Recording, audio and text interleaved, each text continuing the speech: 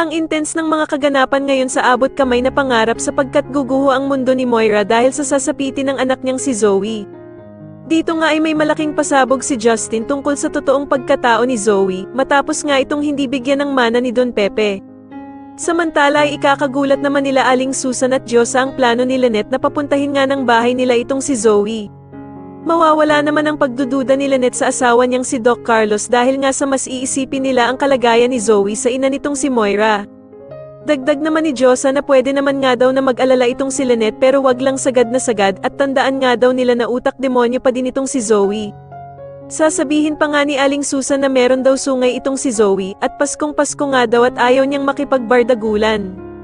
Sa kabilang banda naman ay magaganap na nga ang pagpapatawag ng abogado ni Don Pepe ng meeting para sa kanyang last will and testament.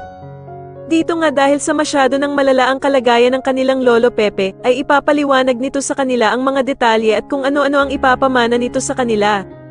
Samantala ay dadalo naman dito sila Doc Robert at Giselle kasama sila Justin, Annalyn, Zoe at Moira. Itatanong naman ng bruhang si Moira kung meron nga din ba daw mamanahin ang pinamigay na anak ni Giselle na si Justin. Dito nga ay mauunang sabihin ng abogado ang mga ipapamana kay Annalyn at ito nga ay mga lupain at 10 milyong piso. Ikakagulat naman ito ng sobra ni Moira at sasabihin nga nito na bakit daw pamamanahan si Annalyn samantalang anak lang naman daw ito sa labas.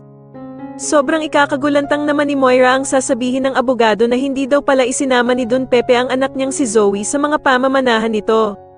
Sa tingin niyo dito na nga kaya magkaalaman na hindi totoong tanyag si Zoe at anak siya ni Doc Carlos at Moira, mas lalo na nga talagang nagiging exciting ang mga susunod na kaganapan kaya naman ay mas lalo pa nating abangan ang mas lalong gumigandang abot kamay na pangarap. Maraming salamat po sa inyong panonood at sana po ay mas subscribe niyo ako. Maraming salamat po.